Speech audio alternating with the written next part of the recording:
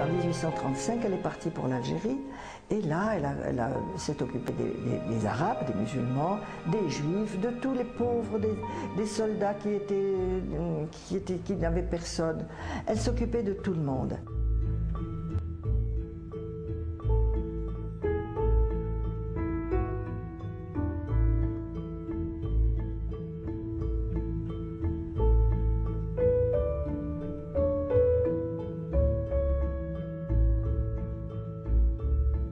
Quelque temps après, Mère Émilie retourne en France où elle rencontre Monseigneur de Goualy, l'évêque d'Albi, et lui demande d'approuver la règle de son nouvel institut.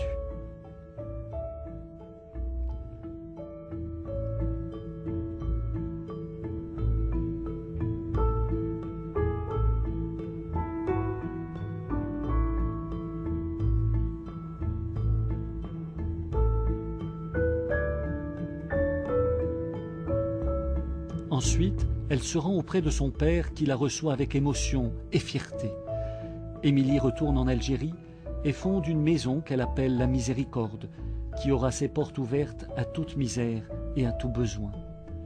Ensuite, elle établit successivement un noviciat, une école, un dispensaire et un asile. Un jour, le Seigneur l'aida à guérir le chef des tribus surnommé le serpent du désert. Lorsqu'elle goûta le médicament avant de le lui donner, celui-ci s'écria d'un air offensé « Pourquoi fais-tu cela ?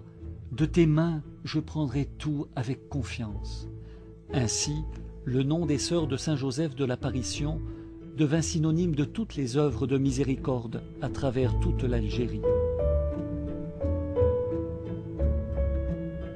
Après la France et l'Algérie, vers le milieu de 1840, Mère Émilie fonde une maison en Tunisie avec le consentement de Monseigneur de Goualy et l'appui de l'abbé Bourgade qui accompagnait Émilie dans ses nouveaux projets.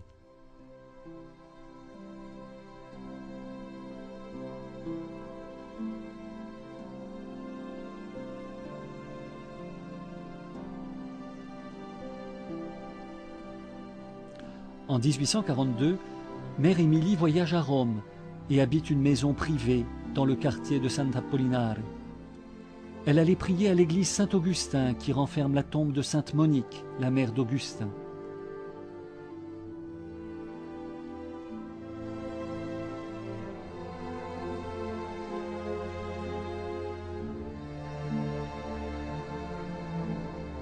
En 1846, elle ouvre une deuxième maison dans la rue Monserrato, qui devint par la suite une école où les sœurs ont travaillé jusqu'en 1890.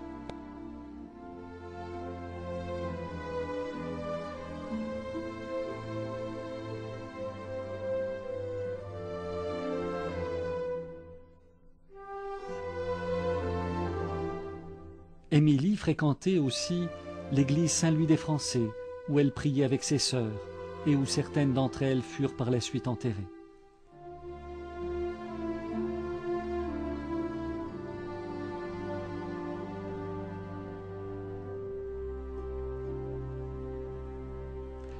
Elle fut très impressionnée en voyant dans un reliquaire le bras du saint espagnol François Xavier dans l'église des Jésuites où elle aimait passer du temps en contemplation.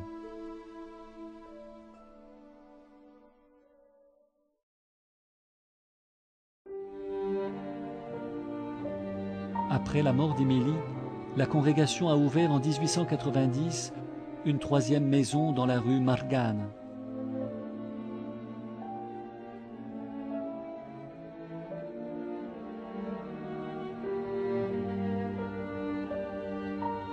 Les sœurs se rendaient souvent à l'église de la Racelli, qui abrita un cimetière au nom des sœurs de Saint-Joseph de l'Apparition.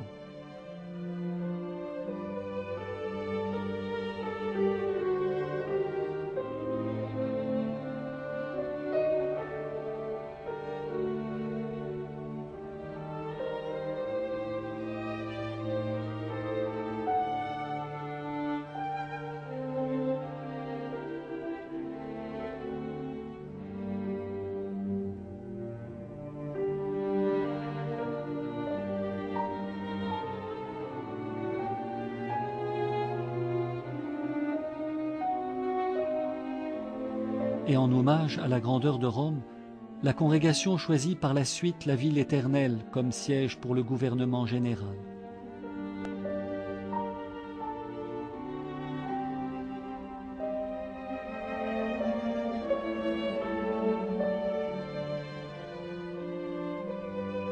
Dans cette maison, les sœurs aiment se recueillir devant un reliquaire en or contenant le cœur d'Émilie et devant un coffret contenant son crâne.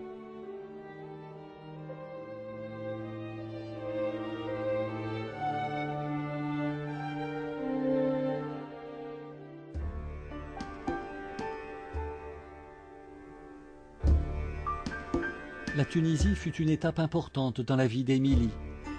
À la suite de sa visite en 1845, elle s'embarque vers l'Algérie. Mais une violente tempête de 9 jours fait échouer le bateau dans l'île de Malte, à La Valette.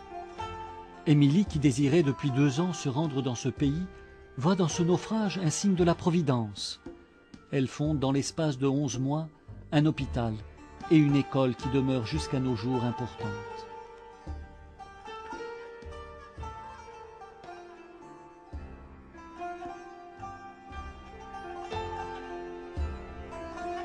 Il n'était pas possible que l'Orient reste privé de la mission d'Émilie.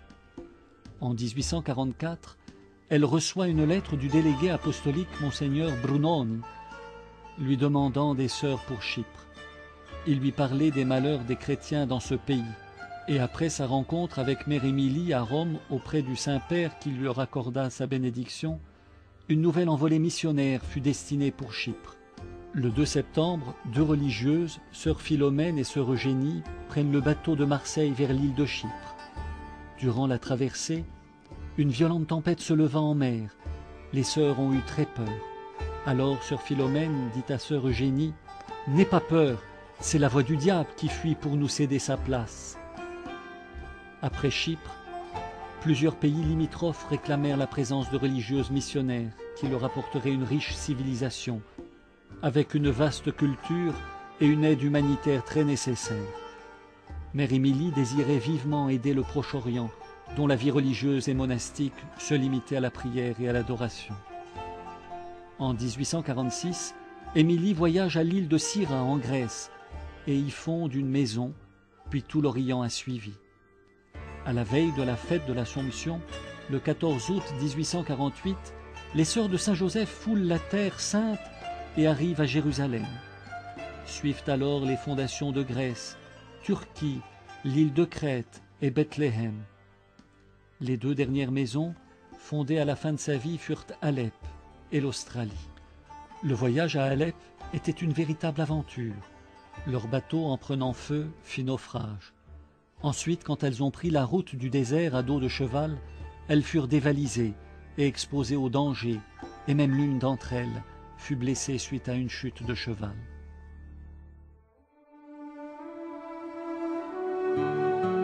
Durant ses nombreuses visites à son grand-père à Paris, Émilie allait souvent prier à l'église des missions étrangères.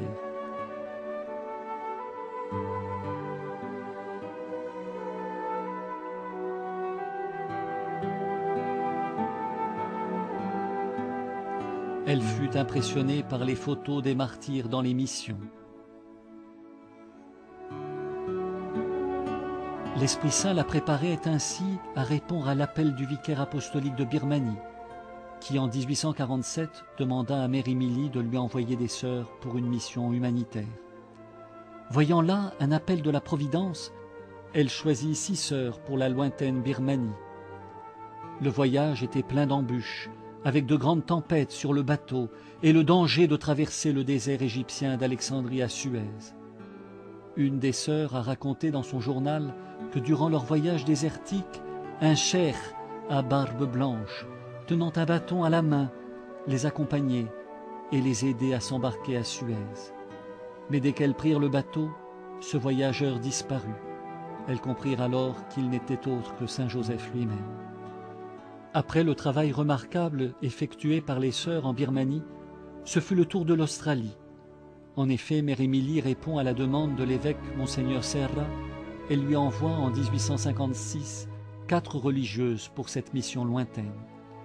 C'était le dernier convoi envoyé en mission de son vivant.